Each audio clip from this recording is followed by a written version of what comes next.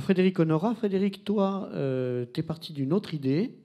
Tu as dit, j'aime pas trop ce que mon banquier fait, je vais faire banquier, moi aussi.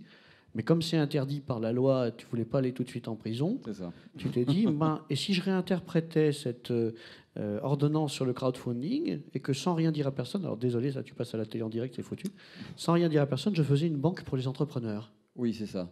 C'est pas mal, non? Hein, c'est pas tous les matins qu'on arrive et qu'on croise quelqu'un qui crée une banque. Je veux dire, j'ai croisé plus de... Non, je vais rien dire, je vais me fâcher avec la moitié de l'assistance. Allez, vas-y. Merci pour cette invitation, merci à Messian et merci à toi. Oui, dans l'idée, comme vous pouvez le voir, je suis dépendant depuis à peu près 15 jours et j'en ai encore pour à peu près la même durée. Personne n'aime être dépendant de quelque chose.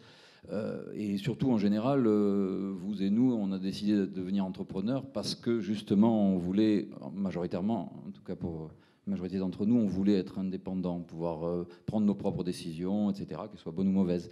Dans mon parcours d'entrepreneur d'une vingtaine d'années, je me suis vite aperçu que le banquier ou l'investisseur devenait bien souvent entre guillemets mon patron, ou en tout cas que mes décisions étaient bloquées par le monde de la finance de façon générale. Et c'est vrai qu'on se rend compte que le monde de la finance, alors qu'il devrait être au service de l'entreprise, on se rend compte que c'est souvent le contraire, c'est l'entreprise qui est au service du monde de la finance. Dans ce désir d'indépendance, vraiment, j'ai voulu créer une société. Alors, j'ai rien réinventé, mais j'ai utilisé le cadre juridique du crowdfunding. J'ai voulu créer une entreprise qui remette l'argent au service de l'entreprise. Alors, je vais essayer avec mon doigt valide de changer le... Ça marche, voilà. Une banque un peu particulière, une banque créée par des entrepreneurs pour les entrepreneurs. Je propose, donc c'est une société de services financiers que je crée en fait.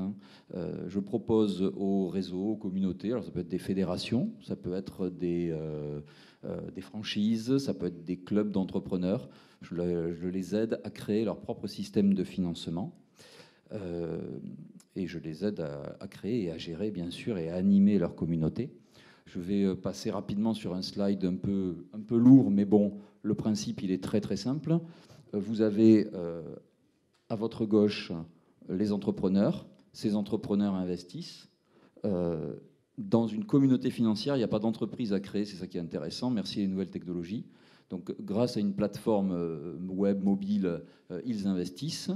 Et derrière, ils octroient des prêts. Alors, ça peut être aussi de l'equity, de l'investissement en capital, mais enfin, c'est quand même majoritairement des prêts. Donc, pas de dilution de capital. Et ils le prêtent aux entreprises qui appartiennent au même cercle. Voilà. Et dans le cercle des investisseurs, ils peuvent y faire rentrer, s'ils le souhaitent, des amis, etc. Voilà. C'est un fonctionnement très très simple. Alors beaucoup vont me dire, oui, nous on est Aveyronnais ou on est chinois et on connaît très bien ce principe-là, c'est le principe de la tontine. Et en effet, on n'a rien inventé, c'est le principe de la tontine, sauf que la tontine, c'est un système qui n'est pas officiel. Celui-ci est agréé par l'AMF. Donc, en gros, l'intérêt, c'est que vous êtes le propre patron de cette banque. Vous choisissez les projets que vous financez, vous choisissez les conditions. Est-ce qu'on y met des garanties, quel taux, etc. Donc c'est une politique globale qui est vue voilà, avec une équipe de gouvernance ou avec un système de vote à la majorité. Enfin bon, voilà, c'est vraiment très très simple. Ça sert vraiment de financement souvent complémentaire au financement, par exemple, aux plateformes classiques. Ça peut servir de caution, ça peut servir de première phase d'amorçage. Voilà. C'est intéressant aussi pour les banquiers traditionnels qui voient là, bien sûr, une dilution du risque, ou pour les investisseurs traditionnels. Juste Bancapar, ce que fait Bancapar, on fournit la plateforme bancaire, on gère les services bancaires, donc je vous l'ai dit, c'est-à-dire on porte les agréments bancaires. Vous communauté, vous n'avez pas à faire toutes les démarches, AMF, etc. On analyse, on gère les dossiers de crédit, mais en fonction de vos critères. Et c'est ça qui est intéressant, c'est que tout à coup, c'est plus un banquier qui ne connaît rien à votre domaine qui va analyser votre dossier en disant oui, je prends ou je prends pas, parce que lui, il a sa logique, ses objectifs, etc. Là, c'est vous, c'est votre communauté d'entrepreneurs qui va décider de quels dossiers sont acceptés. Et ça, c'est quand même extraordinaire. C'est que vraiment, ça permet d'avoir une vision entrepreneuriale sur les dossiers. Donc, un jeune, je dis n'importe quoi, quelqu'un qui veut partir à la retraite, qui a trouvé le jeune, mais le jeune, comme il est jeune, les banquiers traditionnels ne veulent pas lui prêter. Bon, ben là, on est sur un aéropage d'entrepreneurs qui vont dire, mais oui, nous aussi on a été jeunes, le gars on l'a validé, le business il est validé, donc nous on va le financer. Vous voyez, donc ça permet de combler des trous dans la raquette du financement, un peu comme vous le faites. Ça permet d'aller là où le financement classique ne va pas. Et puis ça permet surtout de reprendre la main sur son argent. Est-ce que ça marche? Alors, ça existe depuis des décennies.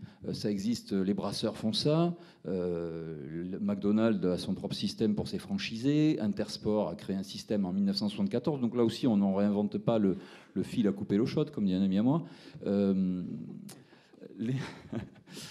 Une blague toulousaine, vous l'entendez peut-être à mon accent. Les mousquetaires ont fait ça, mais à l'époque, pour pouvoir créer ça, il fallait s'appeler McDonald's ou Leclerc, etc. Parce que les agréments bancaires étaient extrêmement lourds, il fallait beaucoup d'argent.